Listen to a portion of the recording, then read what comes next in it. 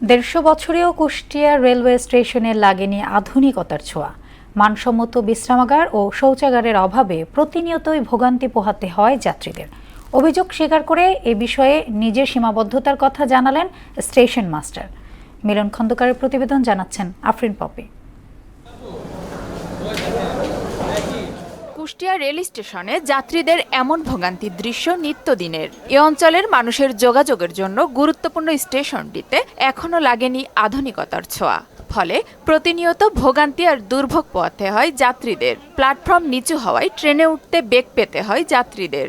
বেশি ভোগান্তিতে পড়েন নারী, বয়স্ক ও অসুস্থ যাত্রীরা। বিশেষ করে যারা বাচ্চা এবং বয়স্ক মানুষ যারা আছে, যারা প্রেগনেন্সি, ঠিক আছে, তাদের কিন্তু অনেক সমস্যা হয়। প্ল্যাটফর্মটা অনেক ডাউন, ট্রেনের থেকে প্রায় 3 ফিট মতো ডাউনে প্ল্যাটফর্ম। কুষ্টিয়া একটা পুরাতন ঐতিহ্যবাহী স্টেশন, এখানে প্ল্যাটফর্ম না থাকায় আমাদের অনেক কষ্ট করে বানরের মতো ঝুলে ঝুলে নামতে হয়। 1871 সালে চালু হয় স্টেশনটির জরাজীর্ণ অবস্থা।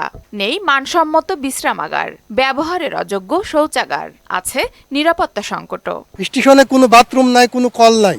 প্যাসেঞ্জারে খুব কষ্ট হয়, যে এই জন্য আমরা স্টেশনটা বড় চাই। করজোরে অনুরোধ যে আমাদের এই স্টেশনটা যত দ্রুত সম্ভব আমরা চাই এটা সংস্কার করতে। সময়ের ব্যবধানে আয় বাড়লেও যাত্রী সেবার মান এখনো তলানিতে।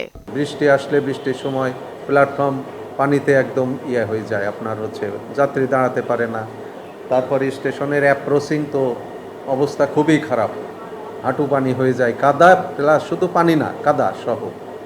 তো ওনারা একবার এসে ভিডিও করেও নিয়ে গেছেন, 2 বছর হলো, কাজ হবে গত বছরও হয়নি। 150 বছরের পুরনো কুষ্টিয়া রেল স্টেশন দিয়ে প্রতিদিন আন্তনগর সহ 8টি ট্রেন মোট 14 বার চলাচল করে।